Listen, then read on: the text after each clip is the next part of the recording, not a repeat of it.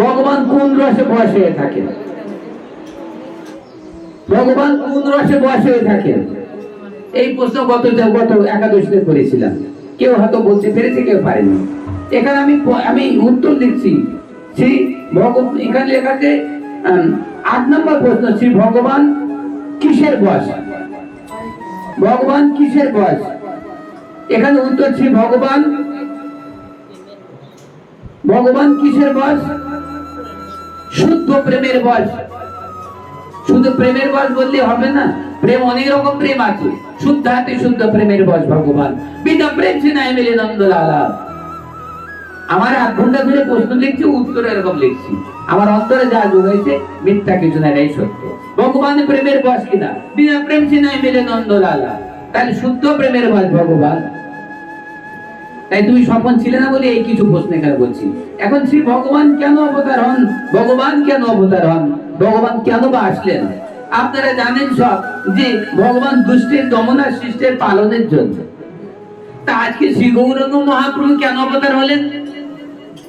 ওই শিষ্টের দমন, শিষ্টের পালন আর দুষ্টের দমনের জন্য মহাপ্রভু অবতার হলেন। কি মহাপ্রভু অবতার? এই কলিযুগ অবতার কে? কলিযুগে কে অবতার হলেন? 4 যুগে 4 অবতার। কিন্তু এর মধ্যে একটা ব্যাপার আছে। শুদ্ধ রামমার্গে যখন আসা হবে তখন মহাপ্রভু অবতার নন। মহাপ্রভু অবতার বাহ্যিক সবার কাছে গৌরাঙ্গ অবতার। কিন্তু এখানে 4 যুগে 4 অবতার কারা? কে কে 4 যুগে অবতার হলেন বলো? 4 যুগে কে অবতার হলেন? কোন কৃষ্ণ এই 4 যুগ অবতার হলেন? সত্য থেকে দাপার বলি, সত্য থেকে শ্রীহরি, তারপরে রাম লক্ষ্মণ ভরত শত্রুঘ্ন, ত্রিযুগে কৃষ্ণ, কলিতে শ্রী গৌরাঙ্গ মহাপ্রভু। এরা কারা? কোথা থেকে এরা আসছেন? এই অবতার গুণ কোথা থেকে আসছেন? কে এনারা? এনাদের ভগবান কে? সত্য যুগে নারায়ণের ভগবান কে? এই রাম লক্ষ্মণ শত্রুঘ্ন ভরত শত্রুঘ্ন এনাদের ভগবান কে? এই রামচন্দ্রের ভগবান কে? এবং এই যে দাপারে যে কৃষ্ণ হলেন বাসুদেব, এনার ভগবান কে? তোমার আজকে অবাক লাগবে তোমাদের যে বাসুদেব তো ভগবান।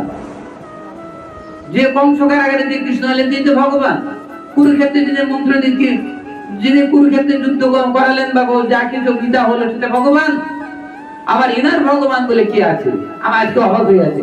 আজকে সম্পূর্ণ তুমি জানতে পারলে, আজকে এরকম প্রশ্ন কখনো হয়েছে কিনা তুমি জেনেছো কিনা তাও জানি না। এত সমস্ত প্রশ্ন জানতে হবে ভগবানের লীলার। এই এনাদের ভগবান কে? এনাদের ভগবান কে? তাহলে এই ভগবানের পার্থক্য ভগবান কে? এই যে 4 যুগে যে 4 অবতার হয়েছে, এই 4 যুগের অবতার কোথাতে হয়েছে? বড় বড় মহাত্মাদের অবতার, বড় বড় মহাত্মাদের কথাবার্তা শুনছো। এই 4 জন ব্যক্তি, শ্রীহরি কোথাতে আছে? রাম লক্ষ্মণ ভরত শত্রুঘ্ন কোথাতে আছে? বাসুদেব কোথাতে আছে? মহাবিষ্ণু। কিন্তু সেই মহাবিষ্ণু গোলকে থাকেন না। গোলক বললেই কি গোলক হইল? ভগবান সম্বন্ধে অনেক কথা আছে। তাহলে এই ক্ষীরসাই মহাবিষ্ণু, ক্ষীরসাই মহাবিষ্ণু থেকে অবতার হয়ে থাকে, শাস্ত্রে লেখা আছে। মৎস্য কুম্ভ বরাহ নিশ্চয় রূপধারী হিরণ্যকশিপুর গোলক বিহারী। এনারা এই যে মৎস্য অবতার, নিঃস্ব অবতার, বড় অবতার, তারপর বামুন অবতার, এরা কারা? এরা ক্ষীরসাই মহাবিষ্ণু। ক্ষীরসাই মহাবিষ্ণুর প্রভুকে, তার প্রভুকে, তার প্রভুকে, তার প্রভুকে। কৃষ্ণ অনেক ঊর্ধ্বে। তাই আজকে এই বৈবস্বত মন্ত্রী অষ্টমী চতুর্থীর যে দাপার, বৈবস্বত মন্ত্রী অষ্টমী চতুর্থীর যে কলি, এই কলিতে ভগবান কে বলো? ভগবান কে? তোমরা সম্মুখে যারা উপস্থিত আছো, বৈবস্বত মন্ত্রী অষ্টমী চতুর্থীর কলি, এই কলিতে ভগবান কে? ঈশ্বর কে বলো? শিব ভগবান এবং রামচন্দ্র ভগবান।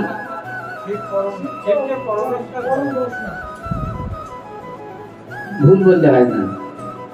শিব পরম ভক্ত, শিব ভগবানের ভক্ত। ভক্ত ভগবান পার্থক্য আছে। শিব ভগবানের পরম ভক্ত, শিব সাধন করছে ভগবানকে ভগবান প্রাপ্তির জন্য। তো এখানে আমি বলতে যাচ্ছি, তোমাদের একটা ভুল সংশোধন করার জন্য চেষ্টা করছে। তোমরা কেন আর এগারো মহাত্মা কোন, মহাপ্রভু কে, এই কথা প্রশ্নের উত্তর আগে দিতেও পারবে না। শ্রী গৌরাঙ্গ মহাপ্রভু কে তোমরা কেউ দিতে পারবে না। সবাই ভগবান বলা ছাড়া আর কিছু পারবে না। ওইটুকু জানা আছে সবার। কিন্তু আজকের অনুষ্ঠানে এই যোগিনী একাদশীতে আজকে তোমরা সবাই জেনে নাও, শ্রী চৈতন্য মহাপ্রভু পরমেশ্বর ভগবান, পরমেশ্বর ভগবান, পরমেশ্বর ঈশ্বরের ঈশ্বর যিনি, তিনি পরমেশ্বর। রাধা গোবিন্দ মিলিত তনু, প্রজয় প্রচন্ড নন্দন শ্রী গৌরাঙ্গ মহাপ্রভু, তিনি পরমেশ্বর। ঈশ্বর না, ঈশ্বর হচ্ছে অদ্বৈতাচার্য, ঈশ্বর হচ্ছে অদ্বৈতাচার্য, ঈশ্বর হচ্ছে মহাবিষ্ণু। নারায়ণ ঈশ্বরের মধ্যে প্রবেশ করিয়াছে শিব। অদ্বৈতাচার্যকে যুগ পুরুষোত্তম ভগবান বলা হয়, আর মহাপ্রভুকে ভগবানের ভগবান বলা হয়, পরমেশ্বর ভগবান শ্রী চৈতন্য মহাপ্রভু। এই কথা জানাবার জন্য বিশ্ব জগৎবাসীর কাছে আমি এটাই অনেকক্ষণ ধরে এটাই আলোচনা করছি। শ্রীমদ মহাপ্রভু পরমেশ্বর ভগবান, কৃষ্ণ আদি গোবিন্দ দ্বিভুজ মুরলীধর 24.5 চন্দ্র বিশিষ্ট কৃষ্ণ, রাধা গোবিন্দ মিলিত তনু শ্রী গৌর সুন্দর। জয় জয় শ্রী গুণী জয়।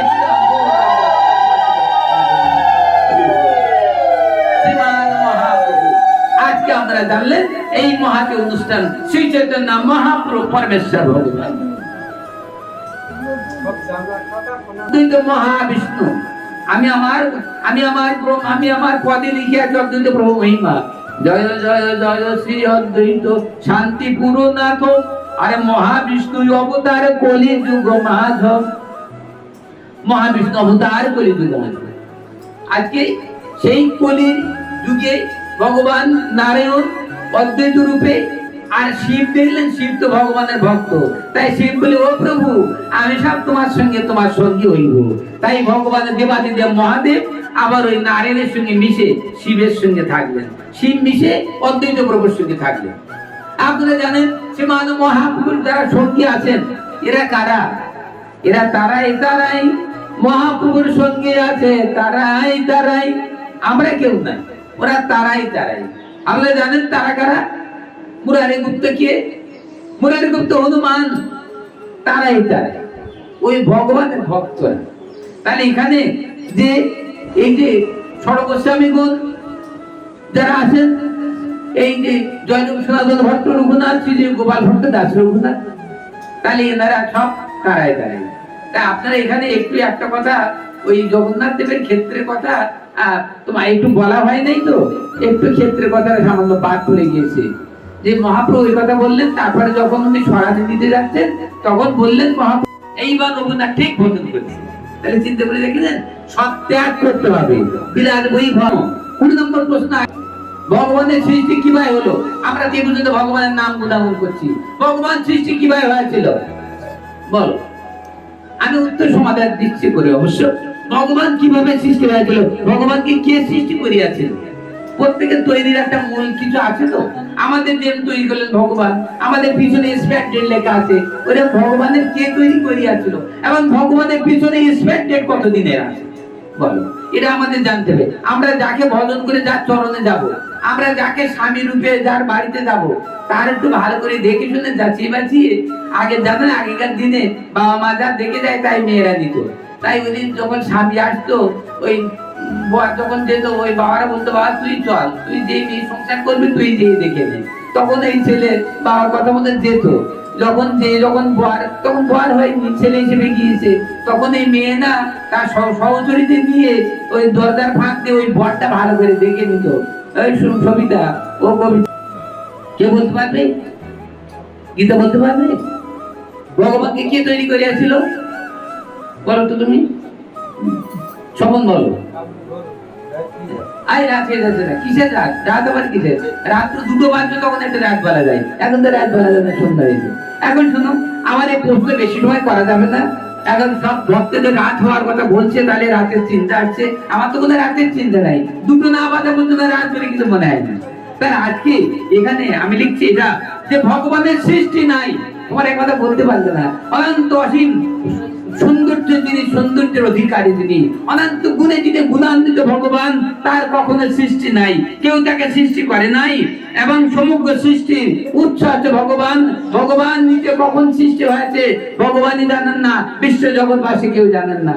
তাই বলিয়াছেন ভগবান যে যাহা ভগবান বলিয়াছেন যে তাহা বলা হয় যখন কিছুই ছিল না, তিনি সংসারের মাঝে যখন কিছুই ছিল না তখনই ভগবান ছিলেন। এখন পৃথিবীতে যখন কিছুই থাকবে না তখনই ভগবান থাকবেন। তাই ভগবানের কোনো সৃষ্টি নাই, ভগবানের কোনো সহার নাই, ভগবানের কোনো লয় নাই। শ্রীকৃষ্ণ বলিয়াছেন অহং সর্বস্ব প্রভাব, অর্থাৎ আমি সব কিছুর উৎস। এবং গীতায় ভগবান বলিয়াছেন, ব্রহ্ম সংহিতায় ভগবান বলিয়াছেন পরম ঈশ্বর পরম কৃষ্ণ সচ্চিদানন্দ বিগ্রহ। এই ভগবান কৃষ্ণ সচ্চিদানন্দ বিগ্রহ, যার কোনো লয় ক্ষয় নাই, যার কোনো সৃষ্টি নাই, যার কোনো পতন নাই, যার কোনো দুঃখ নাই, যার কোনো মৃত্যু নাই, যার কোনো দরিদ্রতা নাই, যার কোনো অভাব নাই, যার কোনো কিছুর অভাব নাই, তিনি হচ্ছে পরমেশ্বর ভগবান। আজকে এই প্রশ্নের উত্তর, একটা প্রশ্ন করে একটা উত্তরে এখানে ভাগবত পাঠ সমাপন করতে যেতে হচ্ছে মনে হয়। আর ভাগবত এই যে এতগুলো প্রশ্ন আমি লিখছি সারাদিন ধরে, আজকে আর কালকে দুদিন ধরে উত্তর লিখছি। এই উত্তর কৃষ্ণ প্রেম, যে কৃষ্ণ প্রেম সাধ্য, মানে সাধনার দ্বারা যে বস্তু লাভ করা যায় সেইটি সাধ্য। আমি সাধন করব, 10,000 বছর জলের মধ্যে তপস্যা করব, একটা কিছু লাভ করব। তাই সাধন করে যে বস্তু লাভ করা যায় সেইটা হচ্ছে সাধ্য বস্তু। সাধন করে যে বস্তু লাভ করা যায় সেটা হচ্ছে সাধ্য বস্তু। এবং জীবনের পরম প্রয়োজন, জীবনের পরম প্রয়োজন সাধ্য বস্তু প্রেম। জীবের পরম প্রয়োজন কি কাজ? সন্ন্যাসীর মনে প্রেম প্রয়োজন। তাই প্রেম আমাদের সবারই মহাপ্র প্রয়োজন, আমাদের প্রয়োজন। আর এই সাধন তত্ত্ব কি? সাধন তত্ত্ব হচ্ছে এই কৃষ্ণ সেবকের শুদ্ধ ভক্তি, সাধন তত্ত্ব। যে সাধন তত্ত্ব আমি একটু পূর্বে বলিয়াছি যে এই সাধন তত্ত্ব জানাতে গেলে অনেকক্ষণ 4-5 ঘন্টা সময় লাগবে। এটা এই ভক্তের হৃদয়ের যে ঢেউ, যে হৃদয়ের যে ভাব, এই ভাব হচ্ছে সাধন। এই ভাব সাধন, এবং এই ভাব হচ্ছে শুদ্ধ ভক্তি। এই শুদ্ধ ভক্তি দ্বারা পরমেশ্বর ভগবান প্রাপ্ত হতে পারে। তাই আজকে আমরা সাধন করে যেটা পাওয়া যায় সেইটা হচ্ছে কি প্রেম। এবং সেই ভগবানের যে প্রেম, ভগবান যে সাধন, আমরা যে প্রসেসে যে ক্রিয়ায় নিয়ে করব সেই ক্রিয়াটা হচ্ছে শুদ্ধ ভক্তি দ্বারা। শুদ্ধ ভক্তি দ্বারা আমরা ভগবান প্রাপ্তি হইব। তার জন্য সদাচার সর্বপ্রথম শ্রেণীতে আছে। এই সদাচারে হলে তারপর ধীরে ধীরে আমাদের শুদ্ধ প্রেম আসবে। এবং আমরা যে এই যে অপরাধ আছে না, এই যে 64 প্রকার অপরাধ, নাম অপরাধ আছে, যত অপরাধ আছে, এই অপরাধ থেকে আমরা মুক্ত হব। বৈষ্ণব অপরাধ, গুরু অপরাধ, নাম অপরাধ, ভগবানের অপরাধ, যা কিছু প্রসাদ অপরাধ আছে, এই দিনে সংসার মাঝে ভগবান 6 ভাবে বিচরণ করছেন। এই 6 ভাবে আর অপরাধ কোন আছেন, এই অপরাধ যেন আমাদের না হয়। একটা গ্রন্থে অবহেলা করলাম, একটা গীতে অবহেলা করলাম, এটা অপরাধ। প্রসাদ তো অবহেলা করলাম, ওই প্রসাদ আমি নেব না, আমার গুরুদেব পাইনি, আমার গুরুদেব খেতে পারে, ও প্রসাদ নয়, তারা নরকগামী হয়ে যায়। তত্ত্বের যে আলোচনা, ওইটা হচ্ছে কৃষ্ণ তত্ত্বের আলোচনা। ওই তত্ত্ব দিয়ে সবাই কৃষ্ণ রাজ্যে যাবে। আর হরে কৃষ্ণ কৃষ্ণ কৃষ্ণ হরে হরে, হরে রাম রাম রাম হরে হরে, এইটা জপ করলে সবার উর্দু করতে হবে। কিন্তু কৃষ্ণ চরণ, রাধারানীর চরণ প্রাপ্ত হতে গেলে সাধনাটা পরিবর্তন করতে হবে। শুধু নাম দিয়ে মহাপ্রভু বাহ্যিক জনকে নাম দিয়ে উদ্ধার করে দিলেন। সবার কোথায় পাঠিয়ে দিলেন জানেন? সবার পাঠিয়ে দিলেন বৈকুণ্ঠ লোকে। আর ওই যে গম্ভীরা লীলায় যে 3.5 রায় মানসিক মাঝে মাধবী দাসী এবং স্বরূপ দামোদর, এই কজনের যে প্রেম দিলেন, সেই প্রেম দিয়ে মহাপ্রভু রাধারানীর চরণে, রাধারানীর সখী চরণে নিয়ে রাধাদের সেবা করিয়া ব্রজধাম প্রাপ্ত করালেন। জয় জয় শ্রী গুণী জয় সদা।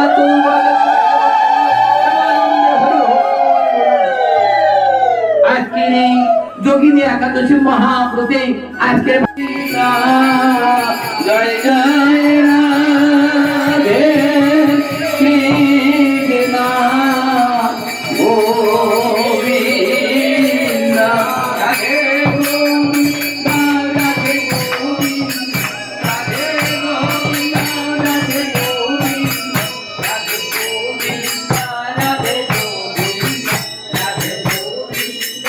রাধে গোবিন্দ জয় জয় রাধে